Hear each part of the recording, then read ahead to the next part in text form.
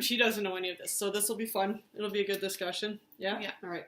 Okay, so 7 spiritual practices to heal your life. So Louise Hay wrote this new book. It's coming out actually tomorrow, May 5th, or today. I guess that would be today. And she combined herself with a fella named Robert Holden. They've done a lot of research. They've done a lot of stuff with it. This book, actually, at the end of every chapter, you have to do homework to it. And so have it's a couple books like that. Yeah. Yeah. Okay. So the first they always start off this book with the affirmation that life loves you. So that's probably a good That affirmation. is a very good affirmation. It's a good affirmation for you guys to start saying on a daily basis. I'm going to come back to some of this. All right. So the first one that they have, the first step is looking in the mirror. Now, we've talked a lot about mirror work, but they kind of take this one in a different way in the sense that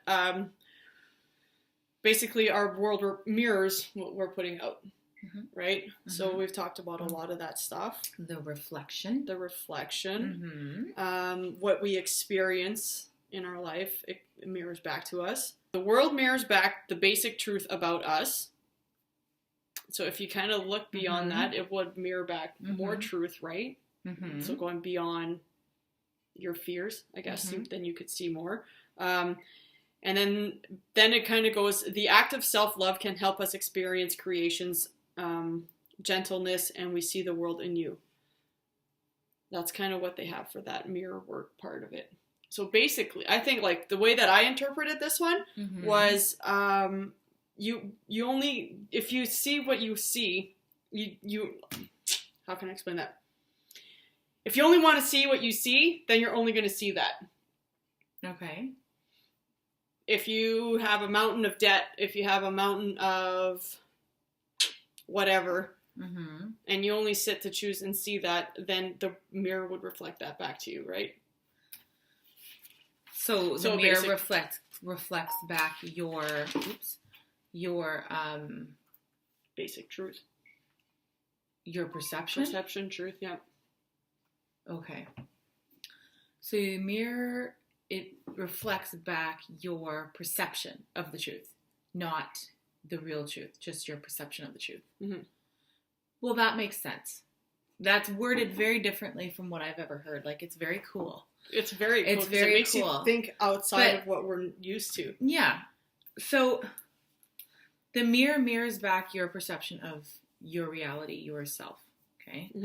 That makes sense because your perception of yourself might be down here, and that's what you see when you look in the mirror. Yep. Or your perception might be up here about yourself, and that's what you see when you look in the mirror. But that's not always what everybody else is going to see. And they also kind of go into what is everything in your world, though, as well, right? Because if you have, like, self-worth issues, or if you have a lot of doubt issues, if you have a lot of whatever, it's not necessarily just, like, a physical You're kind of creating that reality for yourself, basically. What you think persists. Yeah. What you think persists, and you're creating this reality, so you're projecting that reality. Yeah. So they talk a lot about this self-love in this book, like love, like that they said. What was the affirmation again? Life loves you. Life loves you. So the whole book is kind of based off of this affirmation, from what I can gather. Okay. So that's why they say here the act of self-love can help us experience creations of gentleness, and we can see the world differently.